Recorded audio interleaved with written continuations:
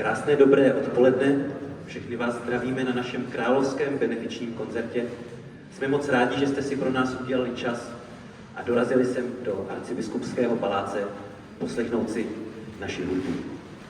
Přišli jste strávit odpoledne s námi, s Tusu Bandem, který už vzadu nadšeně čeká ve dveřích a už se na vás moc těší. Jsme mladí z nejen Moravy a milujeme zpěv a Pána Boha, takže tak. Naší vedoucí našeho uskupení, která bude tento koncert dirigovat, je Michaela Maliňáková.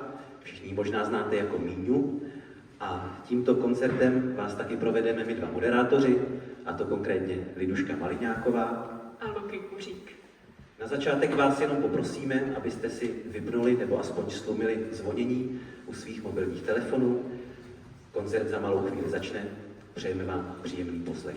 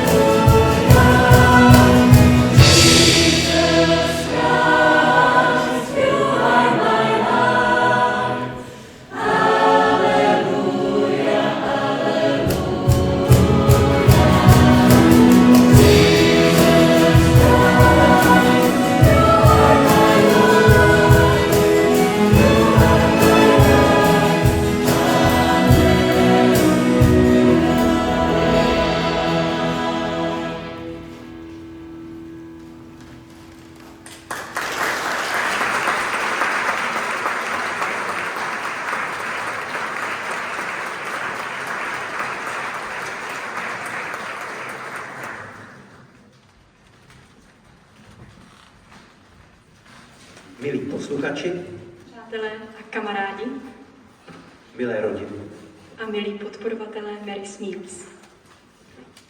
milovníci hudby a vůbec všichni zde přítomní. Buďte srdečně, ale opravdu srdečně vítáni na tomto koncertě. Možná se ptáte, proč má tento koncert názvu Královský. Tak je to zejména proto, že církev dnes slaví slavnost Ježíše Krista Krále a naše těleso, naše uskupení Tusubent se rozhodlo právě dnes uspořádat benefiční koncert pro Mary Smiles. Proto také mnozí z nás jsou oblečeni do královské modré barvy, každý trošku jiným způsobem. Ladí nám to vlastně i s organizací Mary Smiles, jejíž barva je modrá, a vzadu ve výzdobě máme, když je to královský koncert, tak takové krásné královské korunky. A taky doufáme, že vy, když jste přišli na královský benefiční koncert, tak máte nějaké ty drobné korunky po kapsách, protože ta benefice k tomu úplně vybízí. Jinak tento benefiční koncert se koná zde již po druhé. Poprvé byl 12. ledna a byl to vánoční koncert, tak tentokrát vám budeme zpívat královské písničky a ne vánoční. A stejně jako v lednu, kdy tady koncert byl poprvé, tak i tentokrát se shromažďujeme v tomto krásném sále arcibiskupského paláce a proto bychom také moc chtěli poděkovat za pronájem tohoto sálu.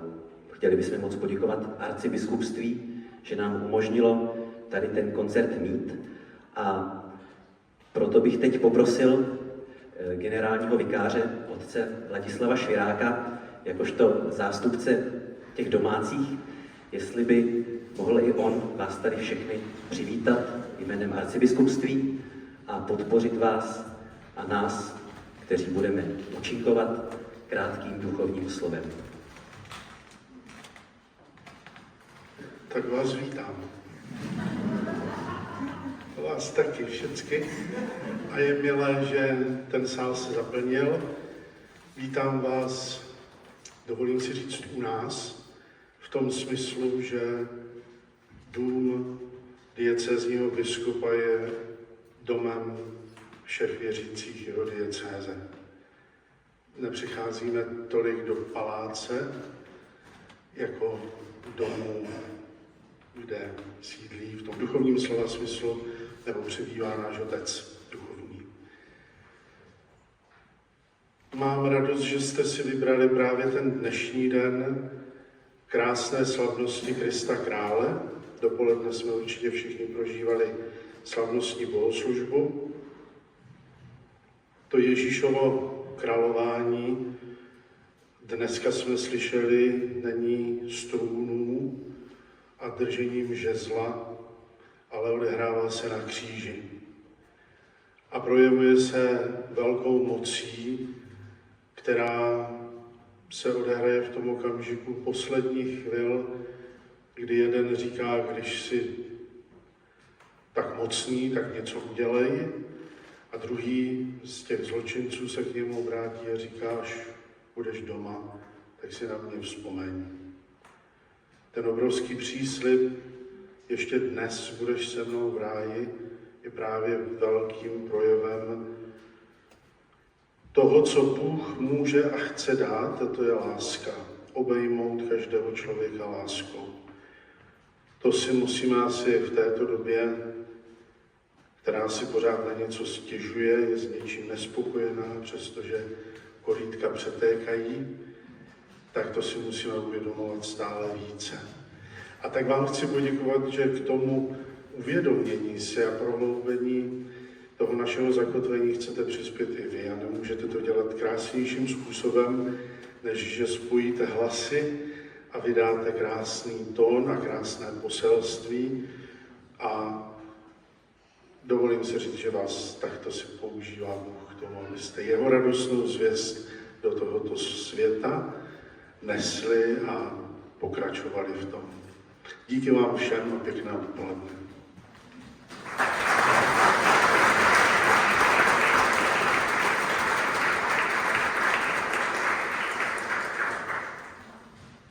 Moc děkujeme za krásná slova. A teď bychom vám krátce přiblížili strukturu dnešního koncertu. Struktura bude stejná jako minule, takže kdo tu byl, tak ví, že bude první polovina, potom budete mít přestávku, abyste měli možnost si od nás oddechnout a budete mít možnost ochutnat kaši Mary's Meals, kterou krmí děti po celém světě. A potom bude druhá polovina, kde budeme zase zpívat. A teď už následuje další písnička. Jsme na královském koncertě, jak jsem řekl, a tak vás asi nepřekvapí, že její název bude Kristus král.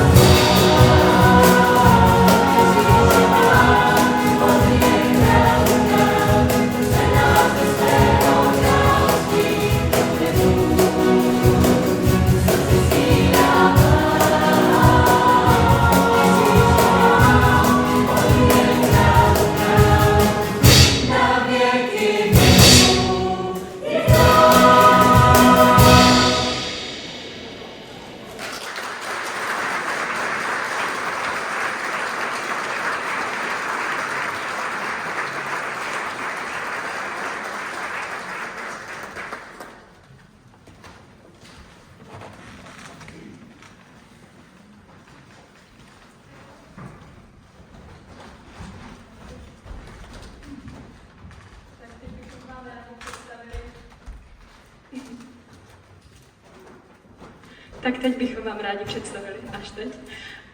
Toto uskupení je to Tusu Band, jsme mladí nejen z Moravy a jsme zpěváci, hudebníci, jsme... Pokračuj. Ano, jsme pestré hudební těleso, které vzniklo zhruba před necelými 2 roky, kdy jsme byli osloveni, abychom hudebně doprovodili akci pro mladé, která se jmenuje Studentský Velehrad. a tak jsme se vlastně dali dohromady. Máme za sebou plno jak zkoušek, tak už i různých vystoupení. Jsou to nejen tyto benefiční koncerty, jako je třeba ten dnešní, ale jsou to i třeba večery chval, večery smíření, anebo arcidiecézní setkání mládeže, které proběhlo letos v květnu na Hostýně. Na té první akci, která se jmenovala Studentský Velehrad, tam jsme vznikli a téma bylo Zdej jsem. Naše dirigentka složila hymnu, která se také jmenuje Zdej jsem a od toho plyne náš název, který je Tusu Band, takže Tusu Zdej jsem. A jak už říkala Liduška, tak jsme mladí kamarádi z Olomouce, nejen z Moravy, ale i z širšího okolí. A jak pestré jsou naše písně, které jste slyšeli a které uslyšíte, tak podobně pestré je i naše složení. Tak například máme mezi sebou mediky a lékaře, Ajťáky, historiky, agronomy, biologa, psycholožku a tak. A dnešní koncert taky, jak jsem říkal o tom repertoáru, tak celý jeho záznam najdete taky na našem YouTube kanále, takže nemusíte pořizovat vlastní záběry.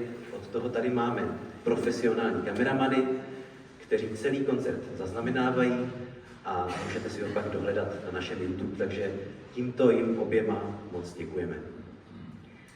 No a teď už budou následovat další písničky. První bude píseň Každou slzu, je to naše srdcovka a je to náš autorizovaný překlad od Moni. A druhou písničku, co vám zaspíváme, bude For the Beauty of the Earth. A to je písnička, kterou vlastně cvičíme už teď na září, protože by měl přijet spřátelený sbor ze Singapuru a měli bychom tady někde něco zpívat. Takže tak. Takže písně Každou slzu a For the Beauty.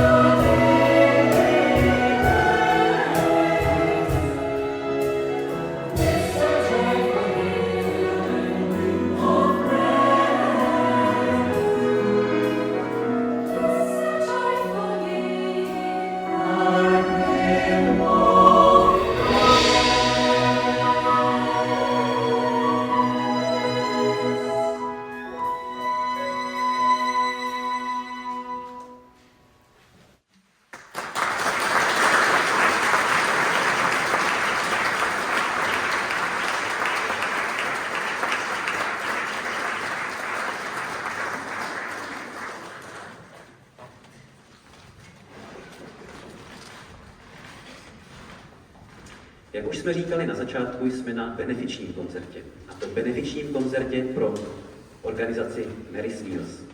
My bychom ji proto teď rádi lehce představili.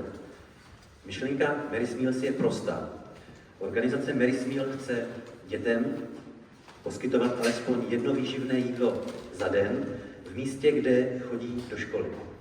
Jde tedy o propojení stravování a vzdělávání.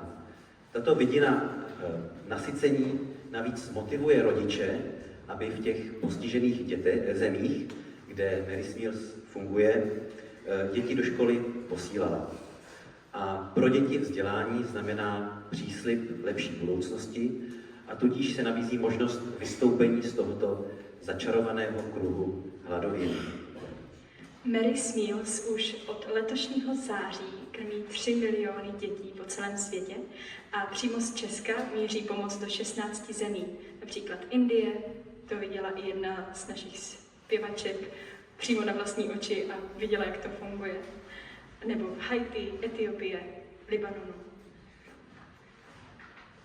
A na nakrmení jednoho dítěte na celý školní rok stačí 550 korun. Plus ještě česká pobočka nebere žádné režijní poplatky, takže všechno, co dáte na Mary's Meals, tak jde přímo těm dětem. My jsme také moc rádi, že mezi námi na dnešním koncertě je také paní Magdalena Jirková z centrály Mary's Meals v Brně. Mohla by se teď ukázat tamhle vzadu, u okna.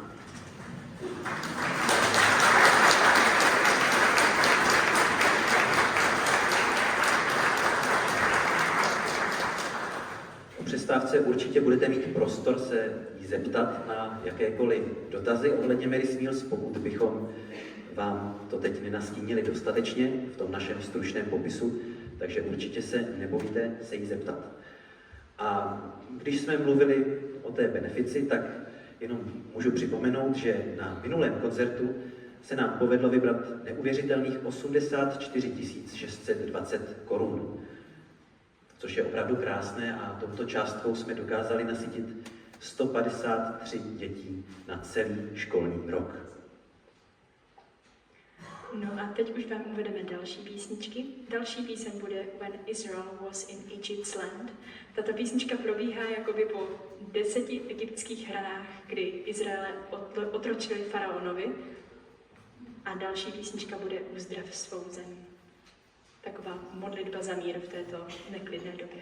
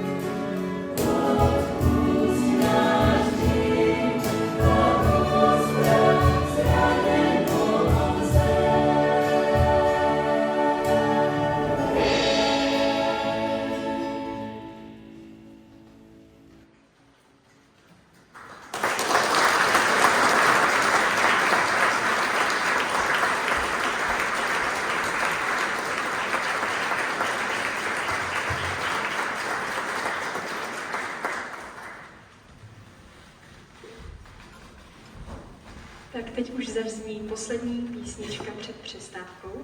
Přestávka bude mít asi 20 minut a budete moct ochutnat kaši Mary Smeals. Doufáme, že se vám naše písničky líbí a doufáme, že se vám bude líbit i píseň následující. V programu ji máte uvedenou Jako jsem tvůj pastýř, což je vlastně podobná tematika, jakou jsme slyšeli v dnešním nedělním prvním čtení. Je to o králi Davidovi. A tato píseň byla mimo jiné hymnou letošního tábora Raft Camp. A v programu také máte napsáno, kdo je autorem, respektive autorkou této písně. My máme to velké štěstí, že autorka této písně, Míňa Maliňáková, je tady mezi námi a taky poprosíme, aby nám k této písni něco málo prozradila.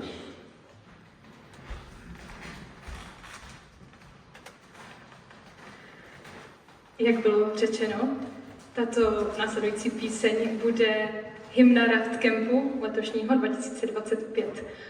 Možná neznáte slovo Raft Camp, ale je to taková mládežnická duchovní týdenní obnova v rámci prázdnin a bývá na přístavu v Rajnochovicích, kde je taková fara pro mládež. A myslím si, že drtivá většina z nás tam někdy byla, ať už jako účastníci nebo jakože v týmu a tak.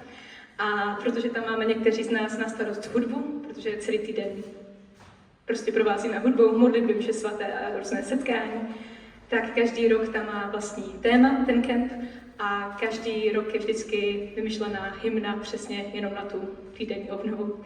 A tento rok byl téma Král David, proto je to tady i dneska v tom koncertu, protože máme královský koncert, tak jsme tady zařadili i tu další královskou písničku. A možná pár takových poznámek k tomu. Vycházela jsem hodně z Žalmu 23 a 51, což si myslím, že jsou takové nejvíc profláklé žalmy. A říkala jsem si, jak to uchopit, jestli poslat toho Davida do toho boje s tím Goliášem, ale takových písniček je hromada. A chtěla jsem, aby to bylo ze srdce a aby to nebylo jenom na to setkání těch mladých, ale aby to opravdu mluvila ta hymna i dál, i v našich třeba modlitbách a normálně. Tak jsem to promodlovala a trošku udělám takovou odbočku, ještě Mary Smeals odbočku. Jsem součástí programu mladých ambasádorů Mary Smeals. Tím pádem máme občas nějaké setkání, máme i mezinárodní různé meetingy, online se setkáme, třeba povídáme si co a jak, kdo v které zemi z těch mladých dobrovolníků, co dělá a tak. A já jsem měla možnost tento červen, tento květen vycestovat na 3 týdny do Skotska, kde vlastně je centrála Mary Smeals a vlastně manželka od zakladatele Magnuse, manželka Julie, pořádá takové evangelizační kempy pro mladé, které jsou tak trošku protkané Mary Smeals tématikou.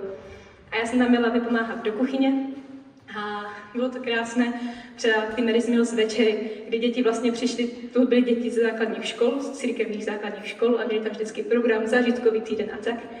A jedenkrát večer bylo Mary Smeals večeře, oni o tom nevěděli, takže přišli normálně do toho velkého sálu, kde byla vždycky večeře a přišli první děti a sedli si normálně ke stolu, jak byli zvyklé a měli tam nachystanou večeři. Přišli další děti, které přišly trošku později a už tam neměli stoly a měli tam jenom takhle židle, jak sedíte vy. A dostali jenom housku v ubrousku. A potom přišly děti, které přišly poslední a na ně už nebylo připravené ani místo a museli si sednout na deku na zem a nedostali nic. A bylo to ohromně silné sledovat ty děti, jak reagují, co se děje, jak to, že to není stejné jak včera. A právě mladí ambasadoři z různých zemích Evropy a celkově tam byli i z Floridy, i z Nového Zélandu a tak tam vlastně říkali svoje svědectví, jak se dá zapojit do Mary Smeals, co to vlastně Mary Smeals je a tak. A potom vždycky přišel Magnus a řekl nějaké to své svědectví, protože to měl kousek od domova, tak vždycky přijel na ten kemp. To vždycky byly 3 turnusy, vždycky po týdnu. A bylo to ohromně silné. A děti potom teda se podívali ještě na dokumentární film o Mary Smeals a potom všichni dostali společnou večeři. A takovou slavnostní, pak jsme měli nachystané jako vždycky večeře, jakože slavnostní. Ale ty děti vlastně z toho byly takové úplně ohromené z toho, že vlastně fakt toto se na světě děje a že se dokážou vcítit do těch dětí, které fakt nedostanou ale ten den nic. A nebo ty děti, které sice přijdou do té školy, ale mají tu kaši, což je jako výživné, ale je to jenom třeba jediné jídlo, co za ten den dostanou. Takže to bylo takové krásné a vrátím se zpátky k té hymně, protože jsem si říká Skotsko, pastviny, zelené pastviny, ovečky. Jsem si říká Duchu svatý, tak tam složíme hymnu, jo. A přijela jsem tam na 3 týdny nic. Jsem si říká, tak dobře, tak budu jedenkrát na výlet. Tak jsem šla úplně sama na vlastní pěst, zpětně si říkám, že to bylo trošku nebezpečné, ale jenom tak decentně. Protože mapy.cz, oni jsou skvělé, jo, ale v tom Skotsku občas ukážou turistickou cestu, ale ono to není cesta, ale ohrada. Takže já jsem vlastně celý den skákala přes ohrady a chodila jsem ty kilometry a kilometry skrz ty berany a stáda těch ovcí a tak. Tak jsem si říkala, že vlastně hrozně hezké, ještě jsem si tak uvědomila takovou tu symboliku, jak Pán nás nazývá těma ovečkama a my můžeme být, on je ten náš pastýř a my jsme ty ovečky. Tak jsem si říkala, jak jsou to vlastně klidné stvoření, protože jsem se moc nebála. Ze začátku jo, ale většinou vždycky tak prchali, že byli takový plaší. A i jak Ježíš je znázorňovaný jako beránek, tak je takový ten plachý, který jde teda poslušně na porážku. Protože jedenkrát, když jsem přeskakovala ty ohrady, tak jsem se ocitla i v ohradě, kde byly krávy, které měly telácka. A byli tam i jejich tatínci.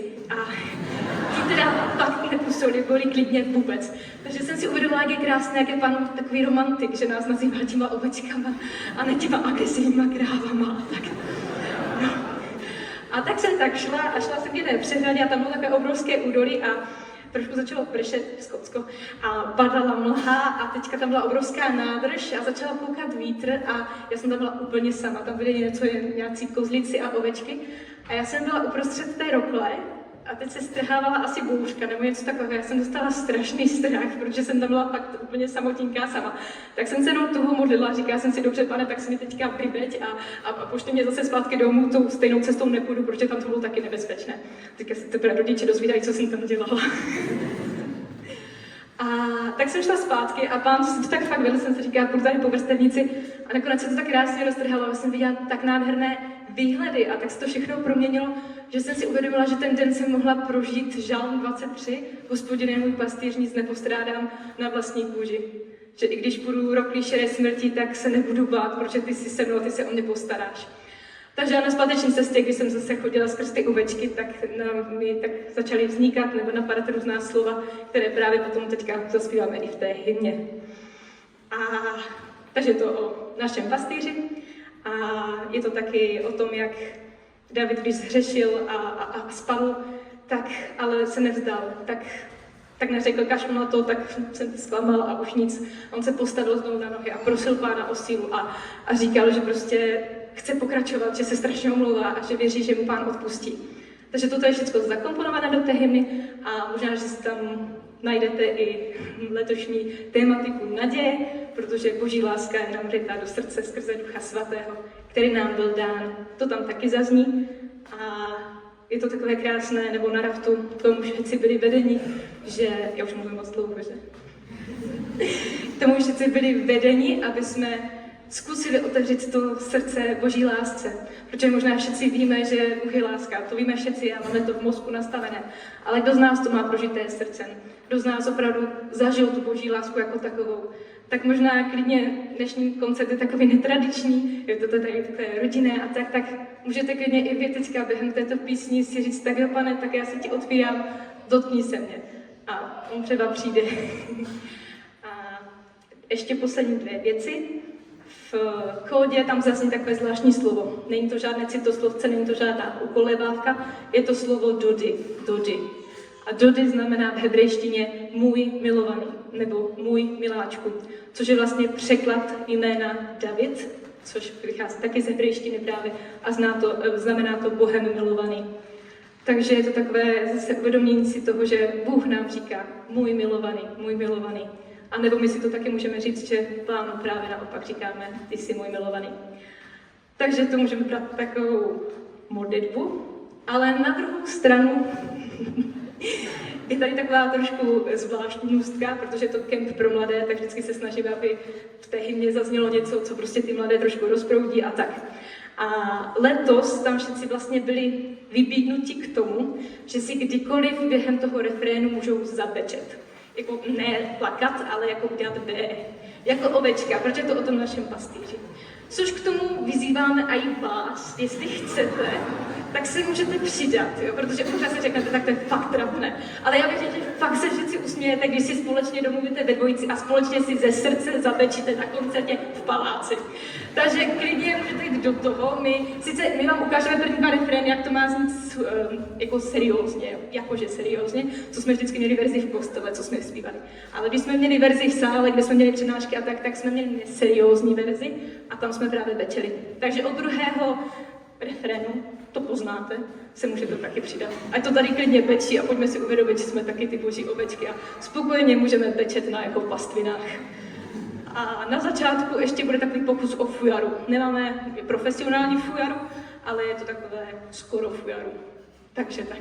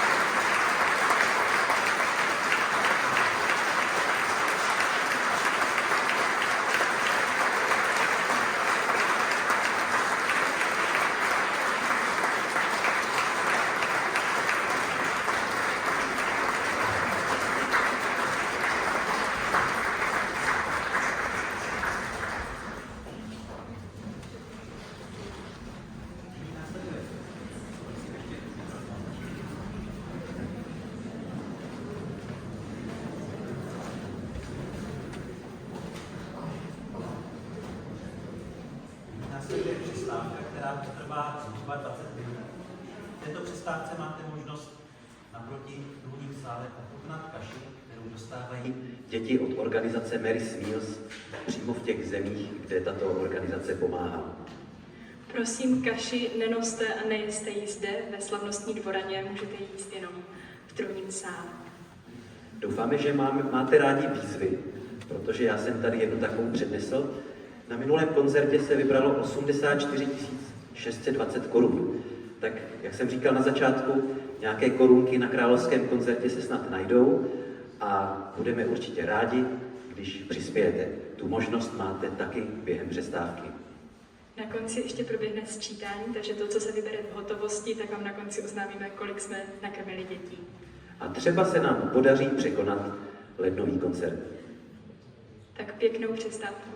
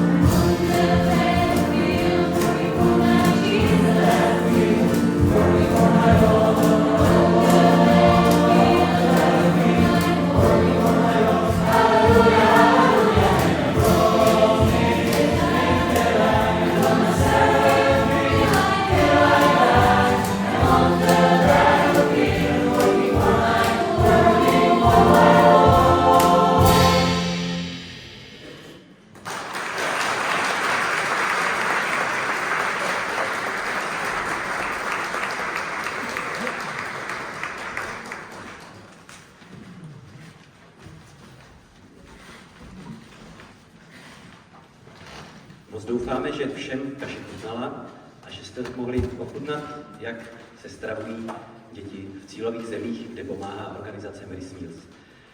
Teď po přestávce jsme program zahájili písničkou Battlefield. Doufáme, že se vám líbila a za chvíli budou následovat písničky další. Míňa začala mluvit ještě o ambasádorech. Jak se můžou zapojit ambasádory? Vím, že se dají dělat koncerty, že se dají psát bakalářské práce A taky vím, že někteří kritici právě kritizují Mary Smeals za to, že jsou neudržitelní. Nyní napsala bakalářku o Mary Smeals a dostala cenu rektora za udržitelnost, takže asi nejsou tak udržitelní. Míňo, můžeš nám ještě říct, jak se můžou mladí ambasadoři zapojit jinak? Já doufám, že nebudu mluvit tak dlouho, jak předtím. Kdyby se vám to nelíbilo, tak mě normálně vypískejte, jo? Začneme hrát dál. Mladí ambasádoři, jak jsem to zmínila, tak vlastně Mary Smeals má spoustu dobrovolníků, kteří jakkoliv prostě pomáhají, když jsou různé akce a tak. Tak je tam spoustu dobrovolníků, kteří vždycky přiloží ruku k dílu, ale potom jsou tam ti mladí ambasádoři. A právě v České republice těch mladých ambasadorů moc není, tak jsem to právě proto tak nastínila už předtím, protože teďka máme vlastně poslední den týdne modliteb za mládež. Takže tady je hromada mladých a věřím, že máte určitě rodiny, jestli máte děti, jestli máte vnučky a vnuky a prostě vnoučata, tak můžete třeba jim to nastínit, že jako existuje takový program, že prostě i mladí můžou pomáhat Mary Smeals, přestože studenti těch peněz moc nemají, ještě jak nevydělávají, tak se dá fakt dělat cokoliv. Nejenom tím koncertem se dá pomoct, ale fakt jenom zapojit kreativní myšlení a jde dělat spoustu věcí. Jak existují třeba parní kavárny, tak se tam dá dát kasička na Mary Smeals, potom to poslat Mary Smeals. Jdou udělat, já nevím, koncert scholičky, může to být úplně malinkém a on se každý ten peníz počítá, protože 550 korun tam se určitě vybere a jedno dítě je hrozně moc. Představa toho, že díky tomu nějaké jedno dítě v Africe, někde v Malawi nebo kdekoliv jinde na světě, díky tomu neumře, že děti jenom si vzali kytaru a 2 flétničky a zahráli něco pro farnost, tak je to nádherné, že to je tak jednoduché, když se to tak pojme. Takže právě, jak jsem zmiňovala, různé koncerty nebo jarmarky se dělají, ministranti, to jestli jsou tady, tak se může udělat ministrantský turnaj, může se udělat nějaké drobné vstupné a hned je 550 korun na světě. A jak Liduška zmínila, ano, tak jsem psala právě o Mary Smeals bakalářskou práci. Já o sobě ráda říkám, že jsem student na baterky, nebo taky říkám, že studuju proto, abych mohla dělat ty mimoškolní aktivity, protože to mi trošičku, tak já potřebuji dělat ty praktické věci. Takže když jsem měla psát bakalářskou práci, tak jsem si říkala, potřebuji dělat něco, co mi bude dávat smysl. Takže jsem se právě taky spojila s Mary Smeals, jak jim můžu pomoct a tak. A ta cena rektora, to bylo pro mě hrozně vtipné, protože, jak říkám, já jsem takový ten student, který strašně chce být jako mezi top, určitě vůbec ne. Já vím, že je málo času právě na tu školu třeba a tak. Ale když jsem zvala lidi na vánoční benefiční koncert, co jsme tady měli, tak zrovna na mě vyskočila nějaká jakože pozvánka, jakože přihlaste svoji práci o cenu rektora za udržitelnost. A já jsem si říkala, Mary Smeals, udržitelnost, to se tak jako hodí to tématko, tak to tam zkusím poslat. A když si to 2 lidi přečtou a dozví se o Mary Smeals a pošlou 550 korun, tak je to krásné. Tak jsem tam poslala a vůbec jsem nic nečekala. A týden po koncertu mi, právě po tom lednovém, tak mi napsali, že jsem se umístila. Takže potom jsem stála tady v Olomouci v kině. Vůbec to fakt není moje nějaká komfortní zóna stát někdy na akademické půdě a tvářit se velice, že umím akademicky mluvit. Sami jste přesvědčeni určitě o tom, že neumím. Takže jsem tam měla pár jakože možnost říct pár vět právě o Mary Smeals a bylo to úplně nádherné, jak se to taky tak pán vedl, že vlastně spousta lidí potom za mnou chodila a říkala jako Mary Smeals, wow, já jsem měla letáčky. Nejsem ten večerníčkový typ, který tak všem všechno něco tak nucuje a tak, to vůbec ne. Ale bylo to nádherné, že právě díky tomu se zase další lidi dozvěděli o Mary Smeals. Takže jestli třeba máte studenti něco ve škole, máte třeba nějakou volné téma na prezentace a tak zkuste zapojit kreativní myšlení a můžete tam zapojit nějak myšlenku Mary Smeals. Já jsem jenka dělala třeba i prezentaci v angličtině, byli tam i nějací erasmáci, tak za mnou právě po hodině potom přišla dcerenka z Malavy a další dcerenka z Nepálu se slzama v očích a říkali, my chceme taky pomoct, my chceme taky, prosím, nemáte kontakt na Mary Smeals a my chceme pomoct prostě v naší zemi, my víme, jak to tam funguje, my víme, jak to tam vypadá a tak. Ještě něco? Ještě bys mohla rovnou uvést další písničku, Jitřenka. Jitřenka, to je zase hymna z minulého raftu, takže z raftu 2024. A to zase bylo téma královna Ester. Proto je to zase na královském koncertu, protože je královna. Ester znamená v hebrejštině Jitřenka, tím pádem jsem tuto hymnu nazvala Jitřenkou a všichni to tak známe jako pod pojmem Jitřenka.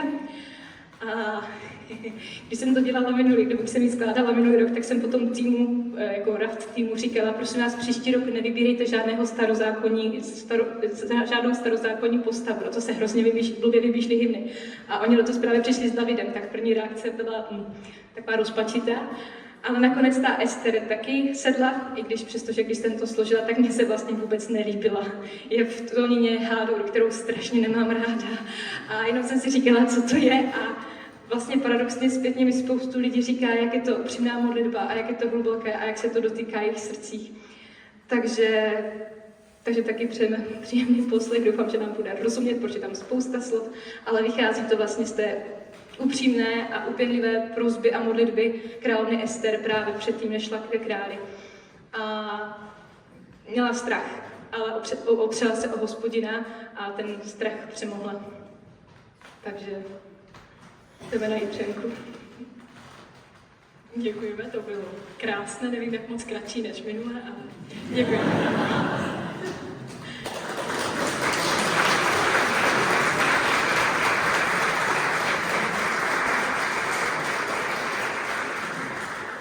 Takže nyní vám zaspíváme Jitřenku a potom Magnificat, což je modlitba, kterou se modlila Panna Maria, velebí má duše Pána.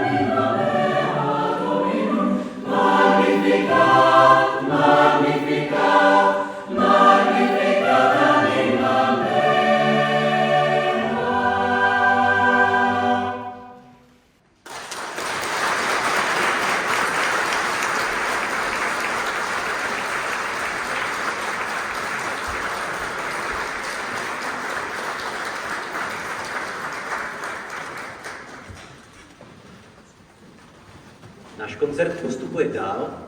Na programu už máme poslední 3 písničky, tak pojďme na ně. Ale ještě předtím si připomeneme, proč je vlastně tento koncert královský. Už jsme zmínili, že je benefiční, ale to, že je královský, bychom mohli ještě více přiblížit. No, královský je protože je dneska slavnost Ježíše Krista krále. Tato slavnost je celkem nová. Vyhlásil ji v roce 1925 ve své encyklice Quas Primas papež Pius. A tento svátek letos slavíme po 99. Tak jestli to za rok nezapomenete, tak můžete v tento den oslavit 100. slavnost Ježíše Krista krále. Omlouváme se, my jsme to netrefili. Ale třeba se za rok potkáme na tomto nebo na jiném místě znovu. Další písnička, která bude, tak je Až se král vrátí, opět autorizovaný překlad náš.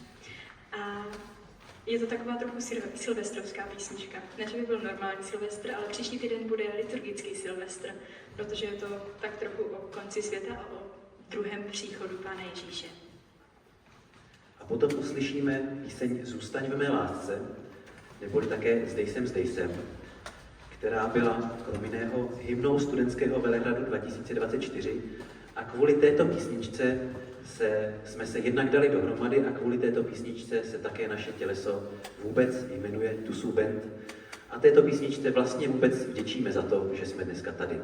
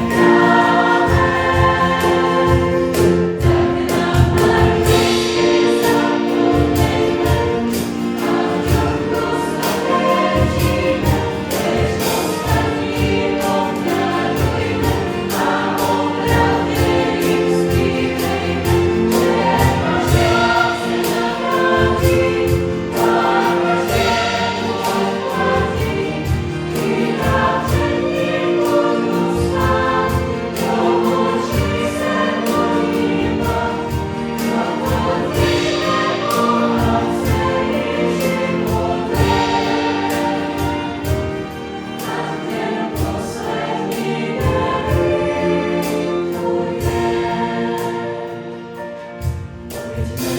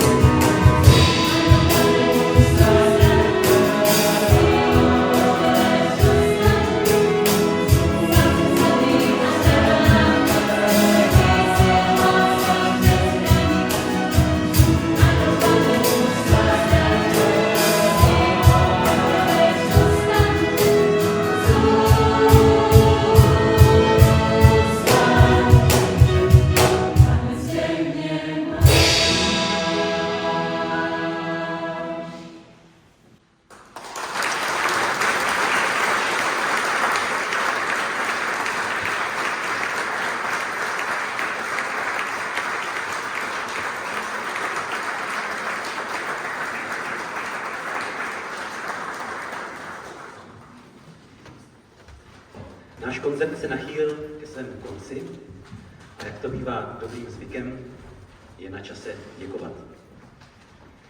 Tak jako první moc děkujeme arcibiskupství, že nám umožnilo a pronajmulo tady ty úžasné prostory a že jsme mohli být zde.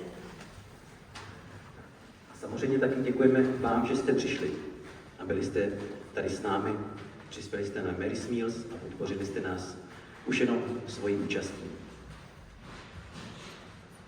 Děkujeme Mary's Meals, že krmí děti po celém světě a že dává tady ty možnosti, že my můžeme jenom přispět a už to za nás zprostředkuje někdo jiný. My bychom sem zase pozvali Míňu, aby představila dnešní pořad. Tak Míňa to nepředstaví, Míňa to tady pěkně ukáže. Wow.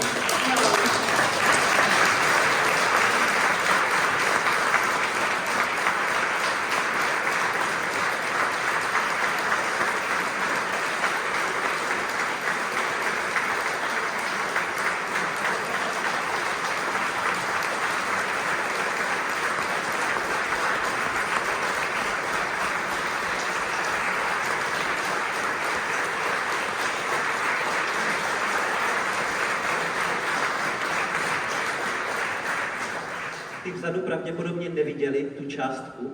Když to Míňa ještě ukáže, tak je to neuvěřitelných 100 300 korun plus 10 euro. Což v přepočtu i asi s těmi 10 eury se rovná nasycení neuvěřitelných 182 dětí po celý školní rok. Moc vám děkujeme za neuvěřitelnou štědrost.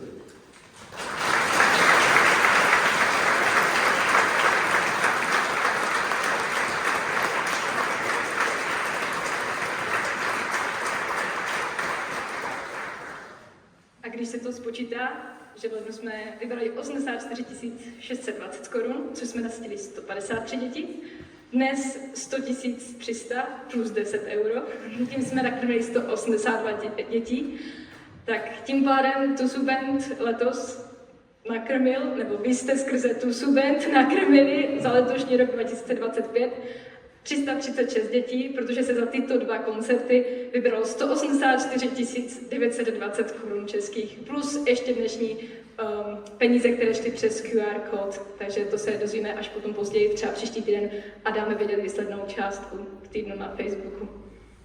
Takže děkujeme za vaši úžasnou štědrost.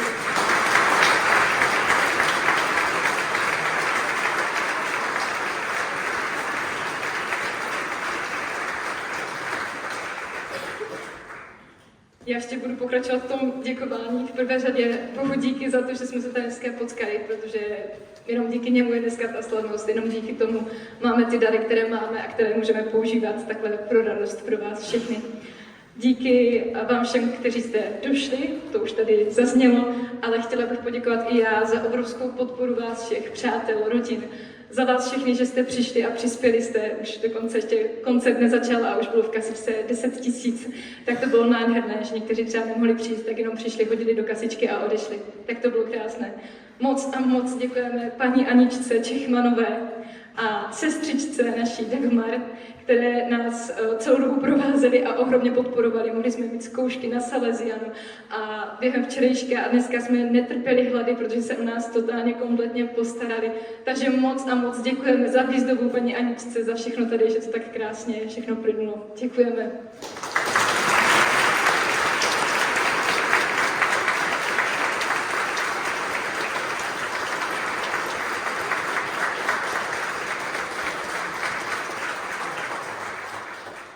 Děkujeme všem dobrovolníkům, kteří jsou tady v modrých tričkách, kteří vám uvařili kaši, kteří tady svými úsměvy možná přispěli k tomu, že se přispělo tolik.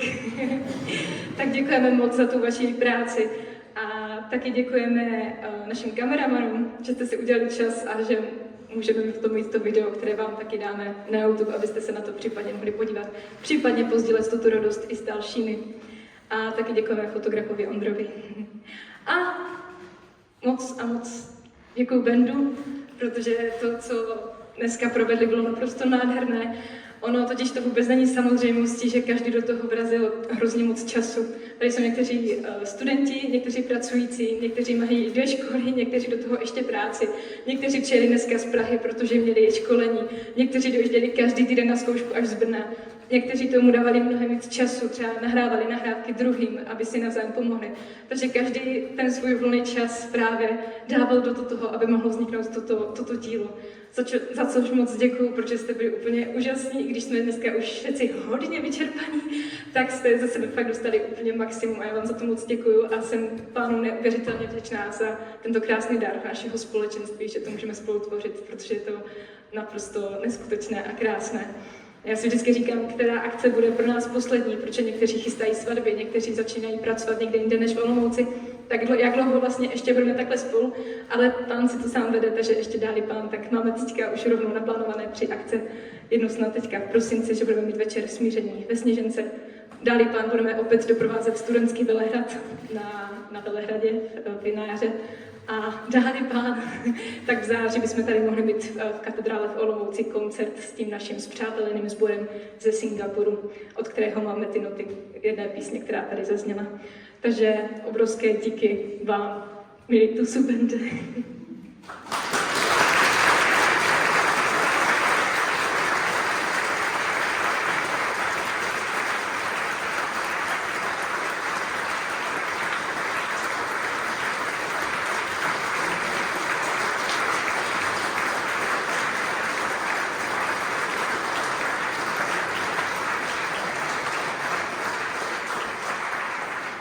Naše drahá Míňo, byli bychom hodně blbý band, kdybychom ti nepoděkovali, protože ty si do toho vrazila bezkonkurenčně nejvíc elánu, času, nervů, trpělivosti s náma všema, s tím, jak jsme občas nedávali pozor na zkouškách a zlobili a dělali B, když se nemělo a tudo. Ale myslím si, že mluvím za všechny, nebo za většinu z nás, že si tady takhle vlastně plníme svůj sen zpívat v takovém tělese a díky za tady tu možnost a máme tě všichni strašně moc rádi.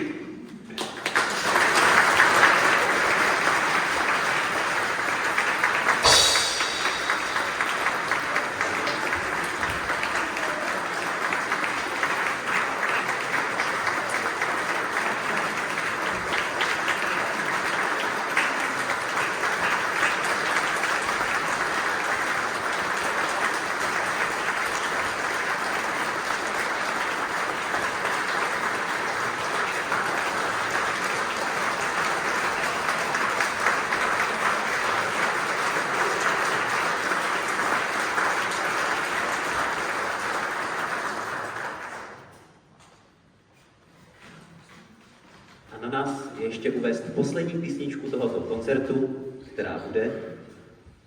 To bych musela nejdřív vědět, počkej. The Lord bless you and keep you. Je to aranské požehnání a je to v angličtině to, co vám všem moc přejeme.